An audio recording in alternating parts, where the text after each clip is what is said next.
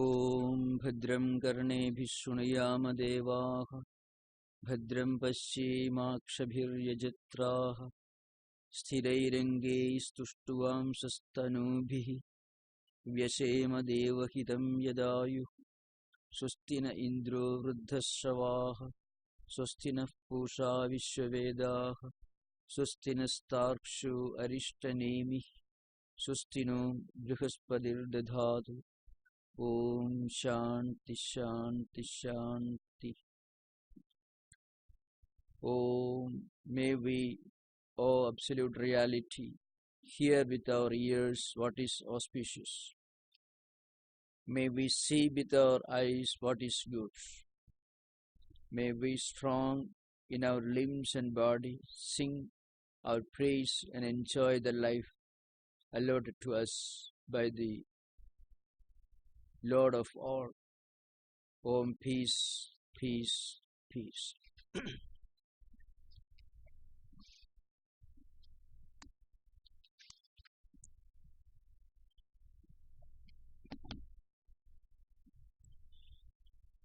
Today we are going to deal with the 15th verse of the 3rd chapter of the Mandukya Upanishad, that is Advaita Prakaranam.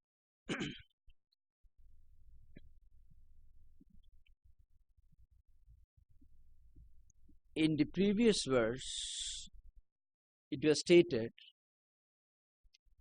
that wherever there is a description of plurality and manifoldness in the Vedic scriptures, in the Vedanta scriptures, it should not be taken as the conclusion of Vedanta philosophy. In the Vedic literature, you find there are two broad divisions. The previous section of the Vedic literature in general deals with rituals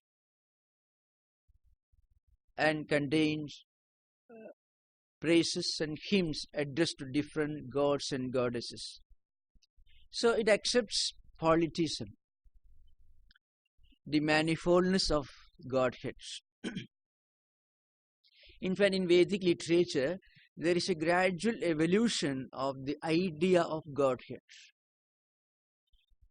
In the earlier parts, it's called Samhita and Brahmana portions, there are long descriptions of elaborate rituals performed to propitiate different gods and goddesses. So, the diversity or manifoldness of the Godhead is accepted. This is called Karma Kanda, means the earlier portion of the Vedic literature. The later portion is called Jnana Kanda, the section of Vedic literature which deals with philosophy, the ideas about absolute reality, about the mystery of creation, about the mystery of human existence, and so on. Some of the fundamental, universal, metaphysical and spiritual questions and topics are discussed in the later portion, which is known as Jnana Kanda, that section of the Vedic literature which deals with the ultimate questions of human life. In fact, the great thinkers of modern times like Schopenhauer, Duisen, Max Muller, and in this country, great thinkers like Emerson and Thoreau, they were highly fascinated by the universal teachings of the later portion of Vedic literature, means Jnana Kanda. It's called Upanishads.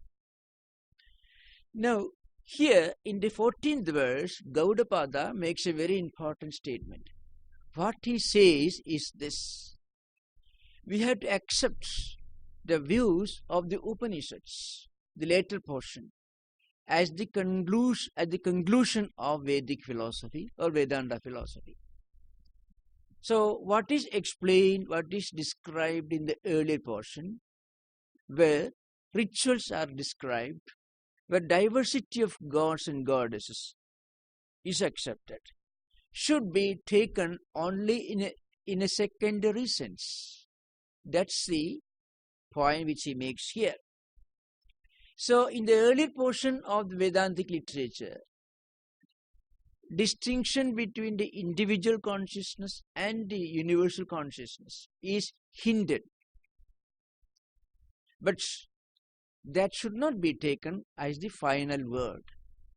That's meant for those who have not reached the higher level of spiritual or philosophical evolution. So we have already explained this earlier. Now we are coming to the 15th verse. Here is a description of different views of creation in this famous work. Now, the verse is this: Murloka Vispulingadi Srishtirya Chodita Anyatha Upaya Sovataraya Nasti Bheda Kathanjana. This is the Sanskrit verse. If you split it, if you give it in prose order, it should be something like this: Mrit Loha Vispulinga Dehi Ya Srishtihi Anyatha Chodida Saha Avataraya Upayaha Na Kathanjana Bhedaha Asti. This is the prose order. I shall explain this elaborately. Now, here is a reference to some important Upanishadic statements given not in this work, but in the Chandogya and Brihadaranyaka Upanishads. That's why Gaudapada makes so many references to other Vedantic texts here. I shall explain one after another. The first one is this Mrit. Mrit actually means clod of earth. Now, there is a well-known verse in the Chandogya Upanishad where a great sage teaches his son and disciple the great Vedantic statement, thou art that, Tattvam Asi, sometimes called that thou art, you are that. This is the Tattvam Asi, the famous great statement of Chandogya Upanishad. The teacher's name is Uddalaka, a great ancient sage. The son is Shvetaketu. So, the father was away for a long time. When he returned home, he found the son had already reached his 12th year, but he had not gone to school. In those days, you had to think of a period around, say, 3000 or 4000 BC, or 6000 years back.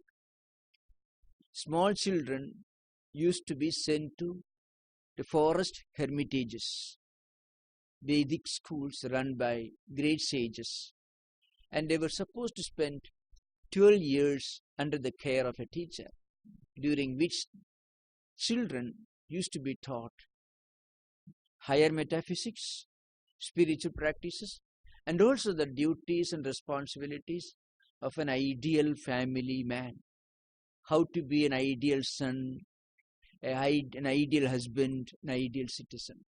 In fact, a clear picture of this mode of Vedic education is found in the Taittiriya Upanishad, which contains a convocation address.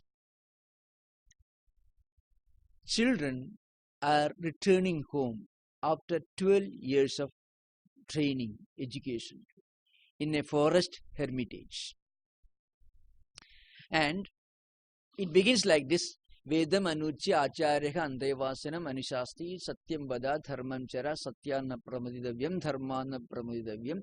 Then Matru Devo Bhava, Pitru Devo Bhava, Acharya Devo Bhava, Aditi Devo Bhava, etc. It goes on. I shall explain this in brief. Now, after completing education, these students are returning home to start their life as ideal citizens, ideal family members and responsible people of society. You must respect and honor your parents, your guests, your teachers properly, and you must be diligent in the performance of your duties and responsibilities.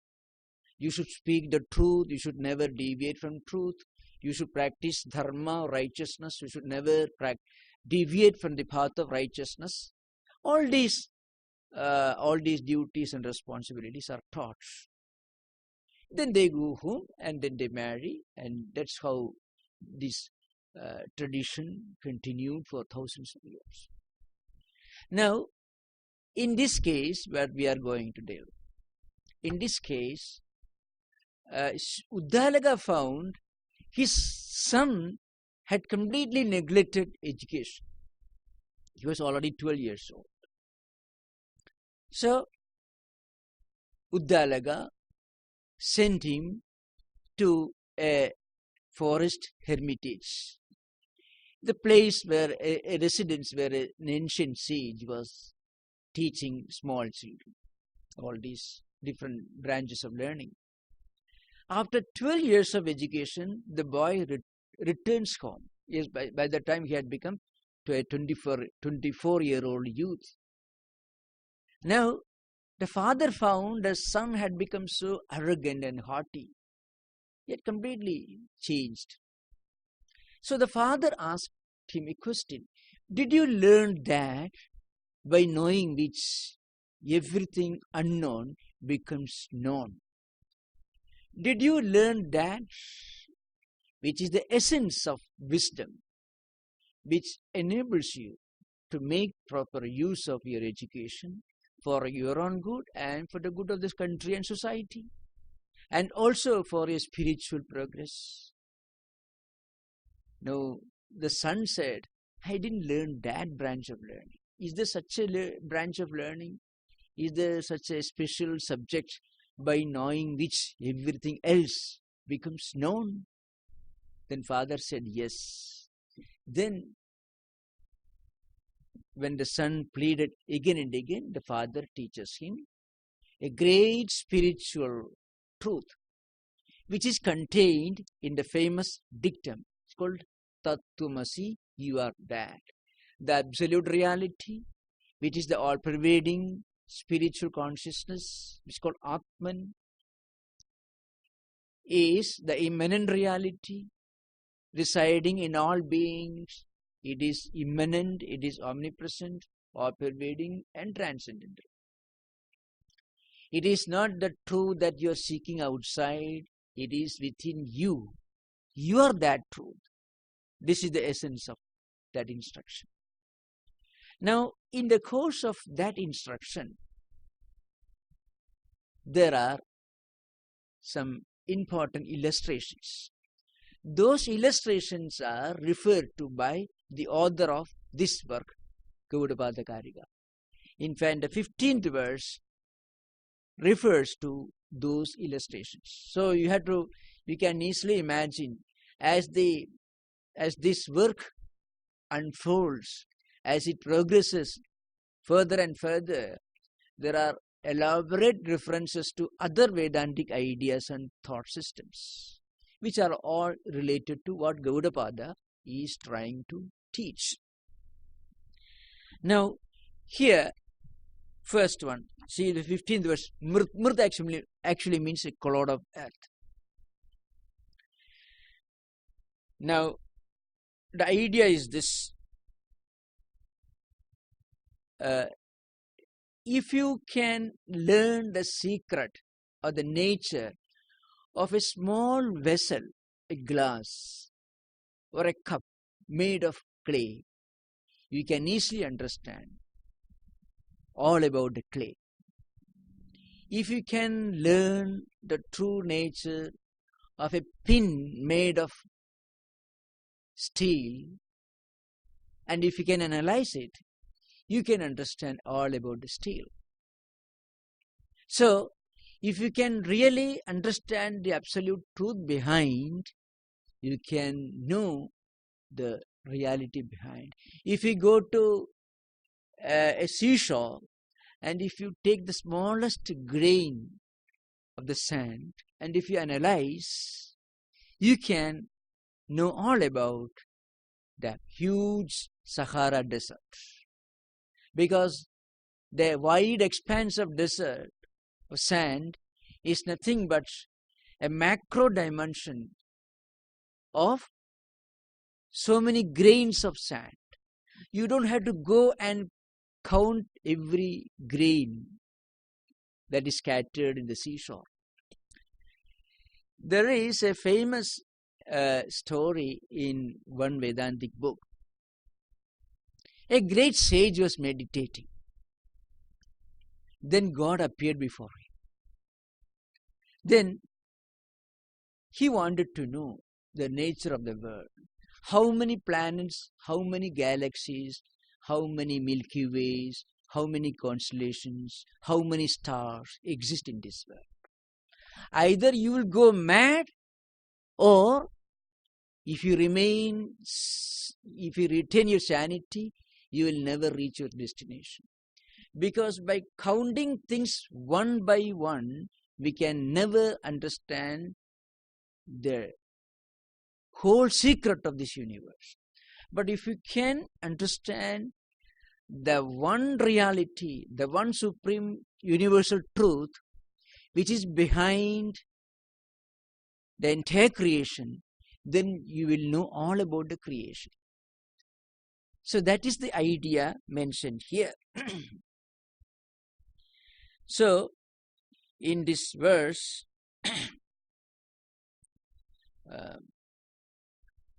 Uddalaga instructs. Here, Mrit is stated here.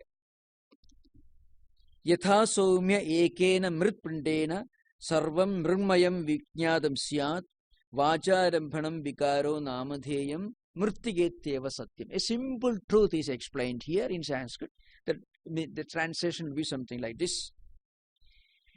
By one clod of clay or earth, all that is made of clay becomes known. That's the instruction of the teacher and father to his son and disciple. Uddalaga teaches Shvetakirti. Why? Because all the pots and pans, cups and other utensils made of clay are different modifications, different formations of the same clay. When you make a small utensil, you call it a cup. If you make a huge thing, you may call it a jar or a pot. But to understand, to realize the true nature of clay out of which all these utensils are made, you don't have to go on counting all the utensils, all the vessels made of clay. So try to take the smallest, analyze, and then you will understand it is made of clay. And of the same clay, all these things are made. This is referred to in the first verse. Those who are looking at the verse, Mrit Loha. Mrit means clod of earth, clay. So Gaudapada says. In fact, here description is made, description of creation. Is the creation real? That's the question. If creation is real, then plurality is real, duality is real, diversity is real, and the Advaita is wrong. If creation is relative, then duality, plurality, manifoldness are all relative. Advaita is the supreme truth. If you argue that a pot made of clay is structurally different, completely different from a small pot made of the same clay, then you are wrong. Because both are made of the same clay. Before you made the pot from the clay, it was clay. You break it, then also it goes back to clod of earth. The same thing which existed before you made the pot. Now, what about the pot which is standing in front of you, sitting in front of you? It is not different from the earth, the clay out of which it is made. So, Gaudapada says, all these manifoldness, diversity, plurality, all these are relative. They do not assert the reality of the world. World is real only in a relative sense. See, Advaita doesn't tell you the world is totally non-existent. Advaita, non-dualistic philosophy, never tells us that this world is absolutely unreal. It only tells us that this world is not absolutely real. That's only me. It is not absolutely real. Just as when you break the pot goes back to what it was before the pot was made from the clay. Similarly, the world associated with name and form is seen to be the supreme reality when a jnani, a spiritually elevated soul who had realized the truth of Advaita looks at this world. He sees the same world, but behind this manifoldness and diversity, he or she sees the unchanging supreme consciousness. So that's one. So Loha is mentioned. Loha means metal or gold. There's another verse is there. So Gaudapada Kariga, or the author Gaudapada, is referring to all these statements made in other Vedantic texts. This comes in Chandogya. Again, there is another equally eloquent statement from Uddalaka. It comes from Uddalaka. Uddalaka says, you take a nail scissor, nail cutter, the smallest nail cutter, which is made of cast iron or whatever it is. If you know what it is made of, then you will know all about the metal out of which it is made.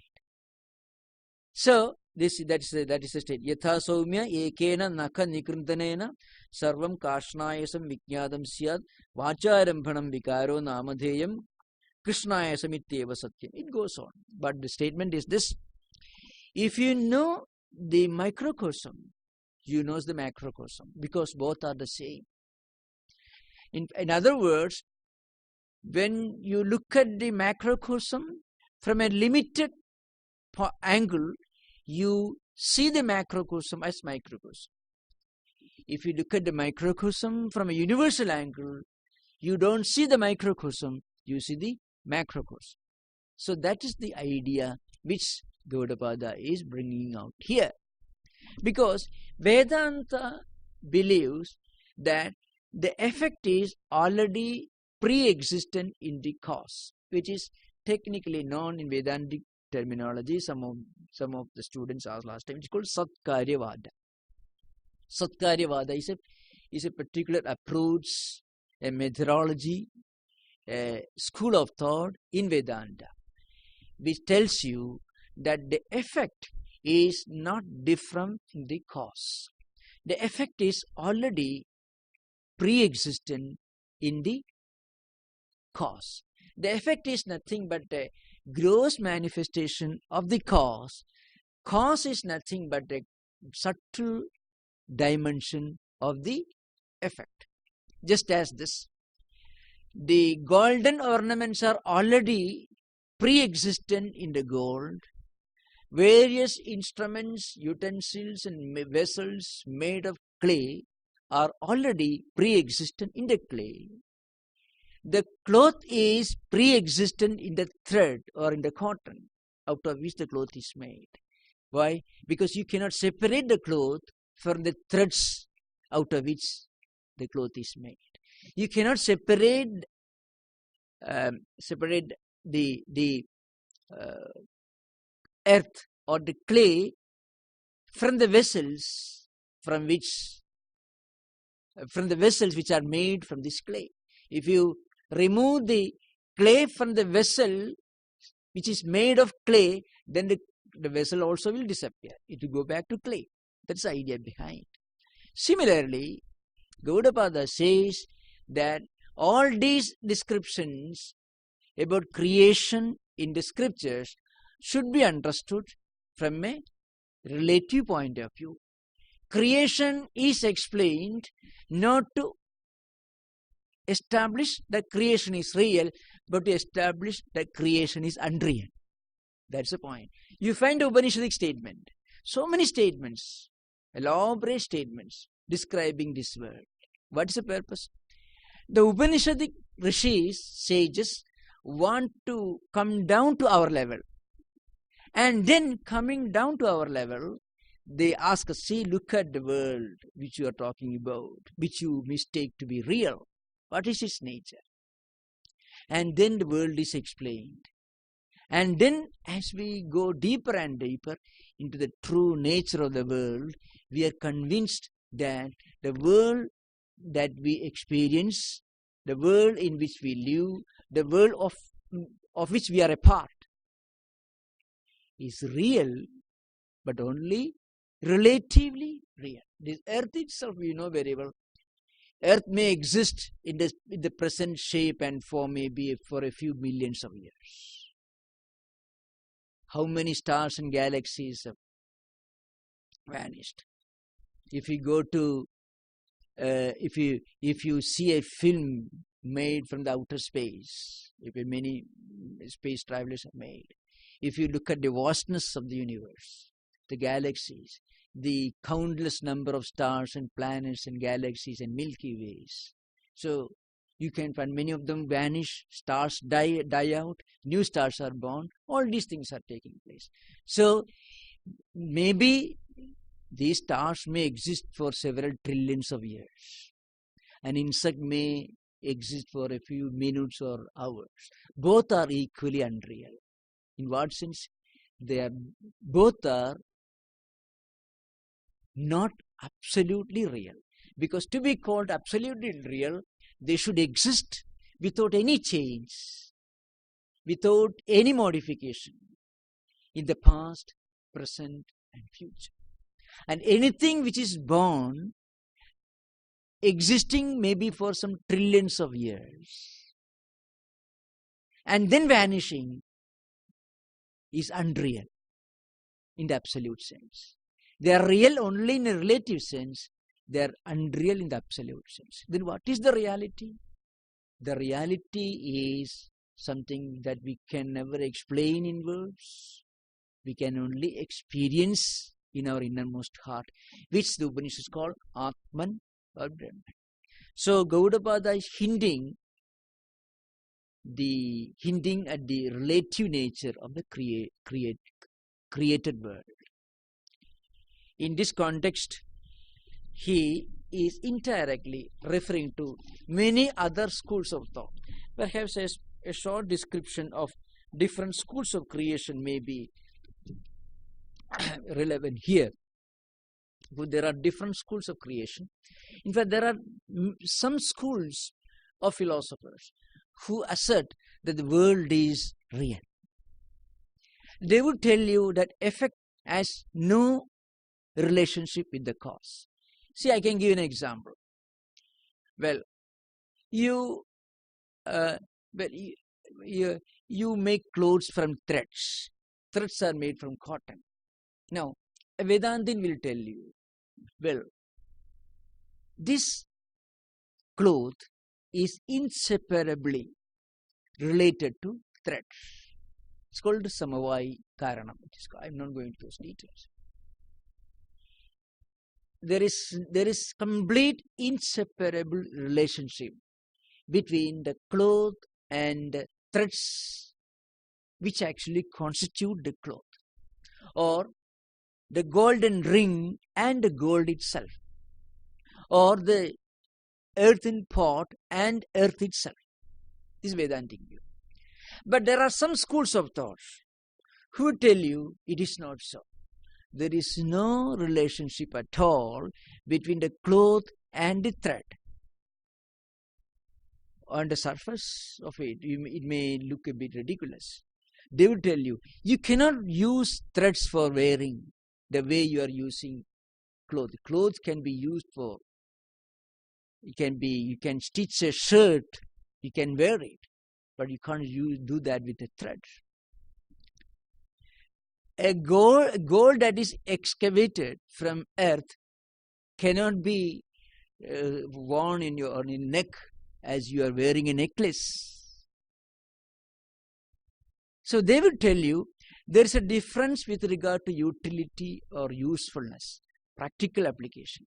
And this practical application is called vyavaharika buddhi, means the practical application. The effect is entirely different from the cause. Similarly, this world is altogether a new creation.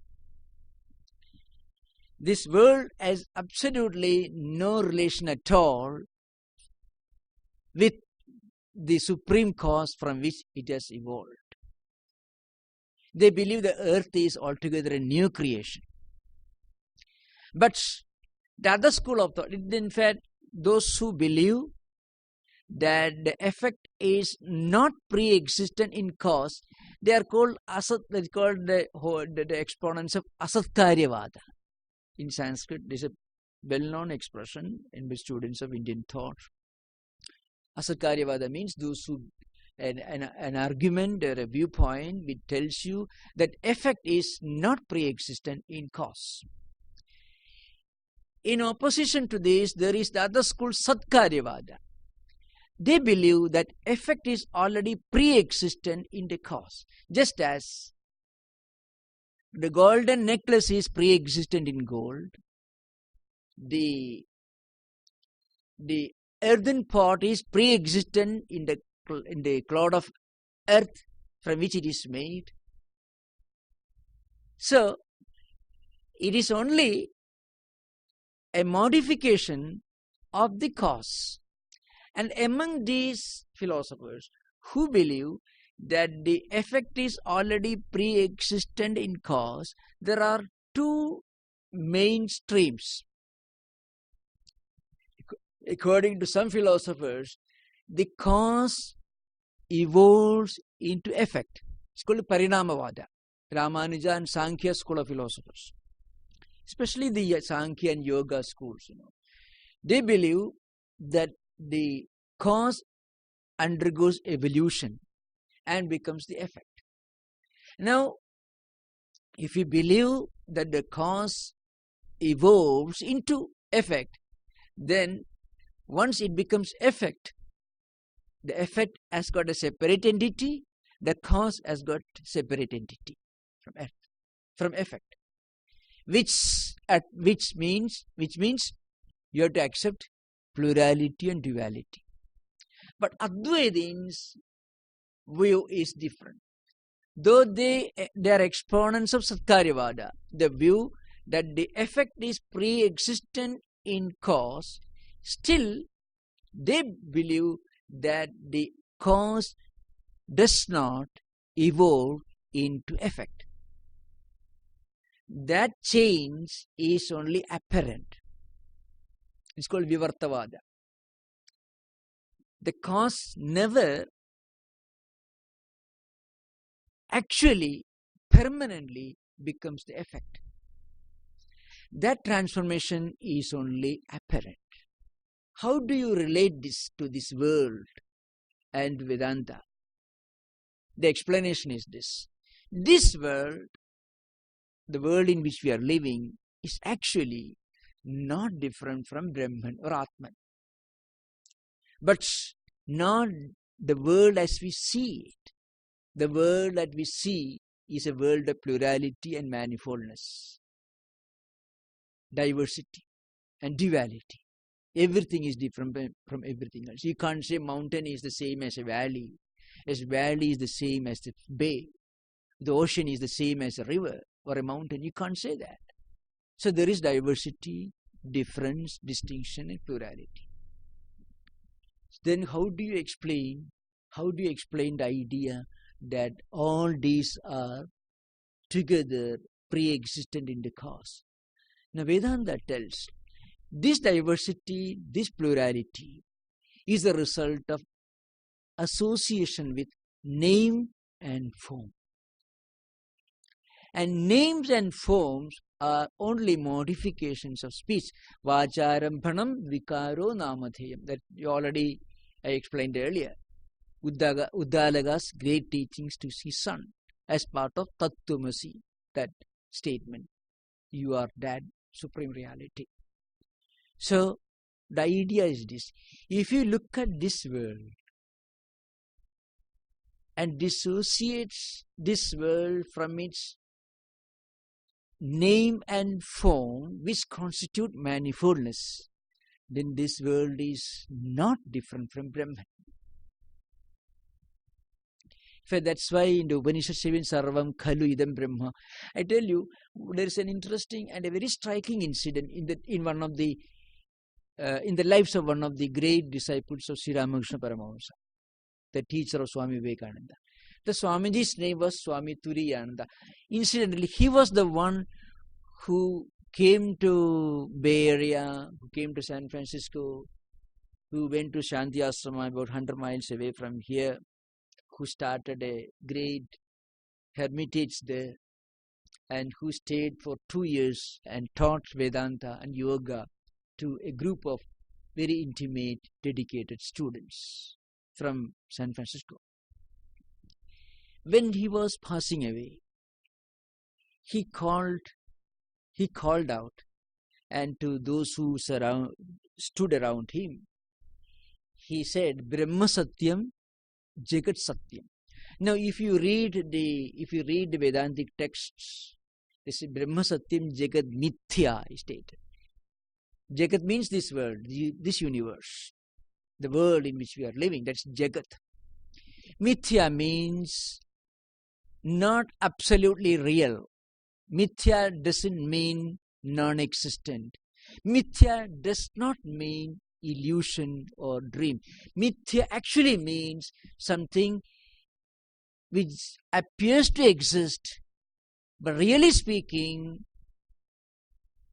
not real in the absolute sense. That's the true implication of the word mithya.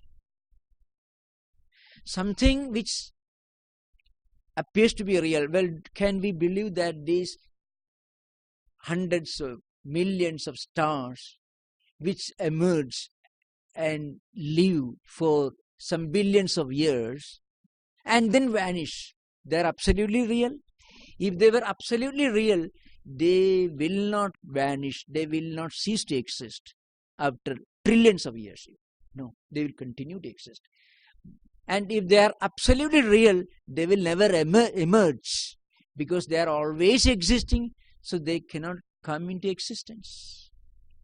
They can never take birth because they are never dead. They can never come into existence because they are never non-existent. So, the true meaning of mithya is this: something which appears to exist, but not real in the absolute sense of that term. Which comes into existence, may stay maybe for a few minutes like some bacteria or insects, maybe for trillions of years like stars or galaxies. They are all mithya. Now, this mithya or this relativity is associated with name and form. A form is invariably associated with a name. When you have something with a definite form, you have to call it by a word which is called name. So name and form constitute relativity. The moment you dissociate, you separate name and form from this world, then it is Brahman only, it is Atman only. It is real. They are mistaken to be born because a new form is emerging, so a new name is here. The moment you dissociate yourself from the name and form, then you can look at this world and see the world as non-different, non-distinct from Brahman or Atman, which is eternal, absolutely real, which is unborn, and which is immortal. This is the idea behind. So, this Swamiji, Swami Tattwamayananda, before he passed away, he made the statement, Brahma Satyam, Jagat Satyam. Jagat means this universe. This universe seen as Brahman is the same as Brahman. That's the idea behind. In other words, Brahman associated with name and form is this world. This world minus name and form is the same as Brahman. That's the idea behind. So, according to Vedantins, the emergence of this world from Brahman is only an apparent manifestation. Apparent means impermanent. It is not absolutely real. So, Gaudapada is referring to these illustrations in the famous verse. So, see, Mrit Loka Vispulingadehi. Again, Vispulinga actually means sparks. These are the illustrations given. This comes in the Brihadaranyaka Upanishad. Famous statement is there. Spark coming from fire. Are the sparks different from the blazing fire from which the sparks are coming? Well, if they are not different from the blazing fire, then how do they jump? How do they appear to be different? Maybe thousands of sparks may emerge from a blazing fire. But then you know that in their true nature, these sparks are the same as the blazing fire. But then sparks are tiny and short-lived. Sparks come out and appear to be different from the blazing fire, and then for some time they appear to exist independently, and then they vanish. But the blazing fire continues to exist. The sparks have no existence independent of the blazing fire, of the fire.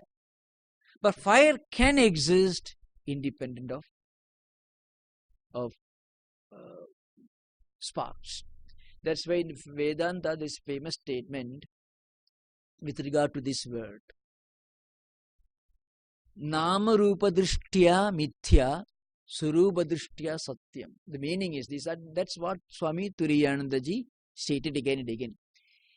If you look at the absolute reality through the prism of name and form, then this world is manifold, and it appears, it is in fact relativity or relative.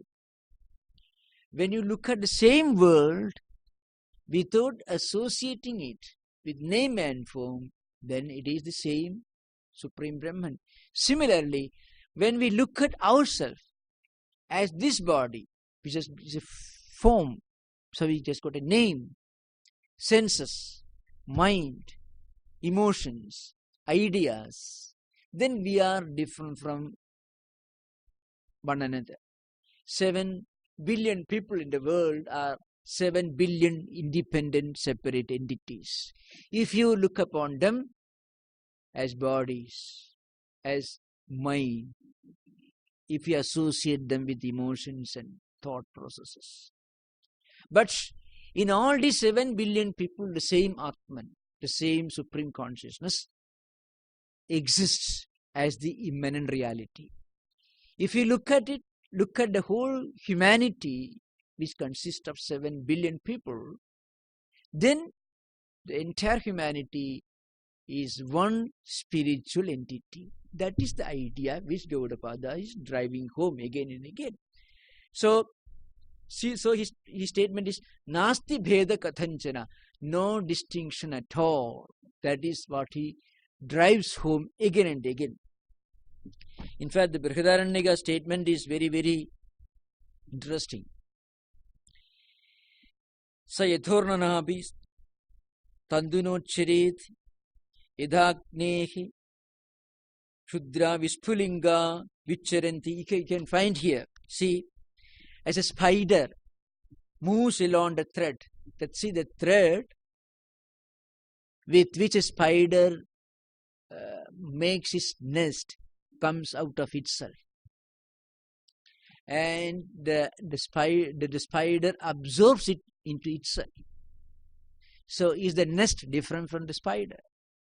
The thread with which the spider weaves its web, makes its web, nest, is coming from itself. So as a spider moves along the threads, and as small sparks come forth from the fire, similarly, from this Atman, this self, come forth all these different manifestations, names and forms of the universe. The moment you realize that they are coming from the same reality, and they exist in the same reality, they go back to the same reality, then we will understand that individual self and universal self are the same. Na bhedaha, no distinction at all. This is the statement made by Gaudapada in this 15th verse. Now we will go to 17th verse. In the 16th verse, there is a statement that they see all the different phases of life, and all the different forms of worship, spiritual practices, which are manifold and diverse, are meant for spiritual seekers belonging to different grades and different levels of evolution. That's the idea behind. Now we'll come to 17th verse, which actually underlines the universalism of Advaita philosophy. 17th verse. Susiddhanta vyavasthasu dvaitino nischita dridham parasparam virudhyante taihi ayam na virudhyate. A famous statement which is quoted again and again in many scriptures. The prose order is Susiddhanta vyavasthasu dridham nischitaha dvaitinaha parasparam virudhyante ayam taihi na virudhyate. This is the simple translation. Now I shall explain. The idea is this: those who believe in plurality and duality, now what will be their attitude towards those who are different from them? If you believe in plurality, then you believe in distinction and differences, and you quarrel. See, pluralism is a great ideal if you admit that all have got the same essential nature. All can coexist. But if you believe that each path is different from each other path, and if everyone believes that his own path alone is right and everybody else is wrong, then it leads to confrontation and conflict. That point is hinted at by the author. Those who believe in plurality, in the absoluteness of plurality, in the absoluteness of duality and distinction and differences, and those who believe that there is no common ground at all, everybody is different from everybody else, and along with that also believe that his own or her own path alone is right and everybody else is wrong, what they do, they fight among themselves. On the other hand, those who are upholders of non-dualistic philosophy, Advaita, have no quarrel with anyone. Why? Example is this. Shankaracharya in his famous commentary makes a statement. He says,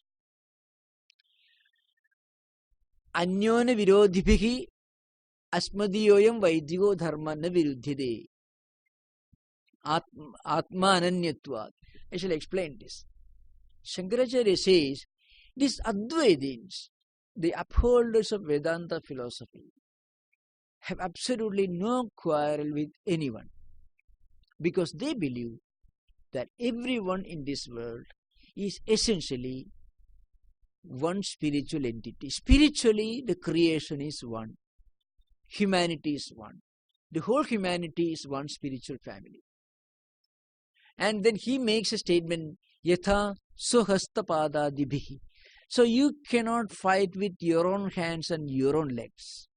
If you are angry with your right hand and you hit your right hand with your left hand, you alone will feel the pain. So with whom can you quarrel? Atma ananyatvat. You are the Atman. You are the consciousness, supreme consciousness, the immanent reality within. And the same immanent reality is also the all-pervading, omnipresent reality, which is the inner reality, the immanent reality existing in all beings. Then how can you fight with anyone?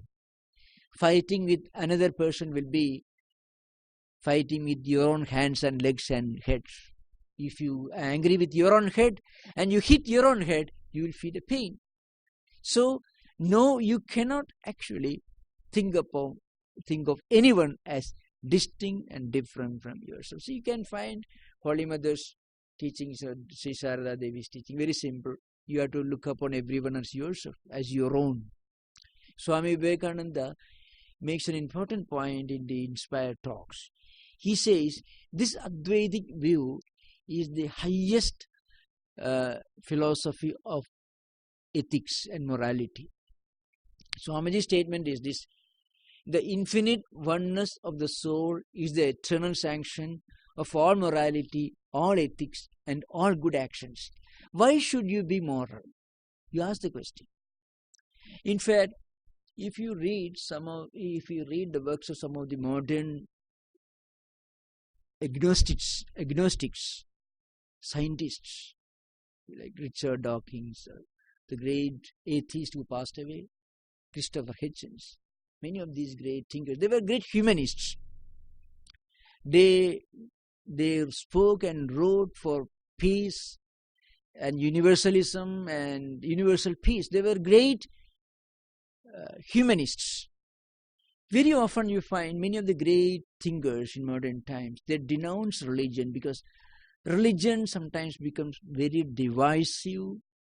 It has created more problems for mankind than goods, according to many of these agnostics. May not be true, but there is a point in what they say. There have been bloodsheds and wars in the name of religion and on behalf of God for the last several centuries. Now, Swami Vivekananda says the infinite oneness of the soul is the eternal sanction of all morality, all ethics, and all good actions. Traditionally, religions consider fear of God or fear of hell as the criterion or as the criterion of morality. Fear of God, God's punishment. Or you are threatened with eternal damnation in hell. If somebody tells you, well, I don't mind going to hell, then what ethical philosophy can you discuss with him or with her? But if you tell that person, well, by hurting somebody, you are hurting yourself. That ethical philosophy is so humanistic, so deeply and profoundly humanistic. So, Is not fear of God. That's the ultimate criterion of ethics and morality. Because it's a shaky foundation. People can very easily they say, well, I'm leading a good life in this world. I don't hurt anyone. Why should I? Still, if I don't believe in God, will God send me to hell? And there are people who believe in God, who do all kinds of evil things, and they're sent heaven. What kind of God is that God? So, Shankaracharya says that those who believe in the spiritual unity of creation, spiritual unity of existence, cannot and will not hurt anyone, because hurting anybody else is the same as hurting oneself. Because spiritually, we are hurting ourselves when we try to hurt somebody else. Because existence is one. That's why, see, the parasparam viruddhyante taihi ayam na viruddhyate. So those who believe that their own religion is the right religion, every other religion is wrong. Their God is a special God who has promised something special for them. Others are all devil's children. Now such people have no time to do anything good. They have time only to fight with others.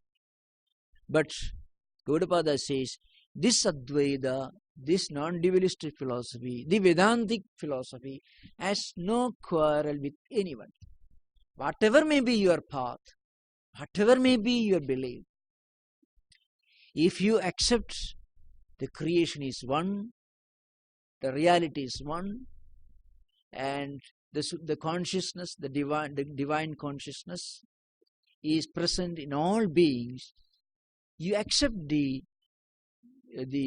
spiritual unity, the spiritual oneness of existence. So we have no quarrel with anyone. In fact, this Advaitic foundation of universal ethics is brought out in this verse by Gaudapada in 4 small lines. Susiddhanta vyavasthasu dvaitino nischida dridham. They are so sure that their own path is right, those who uphold the dualistic view, those who uphold that their own path is right, everybody else is wrong. They are so strong in upholding their own views.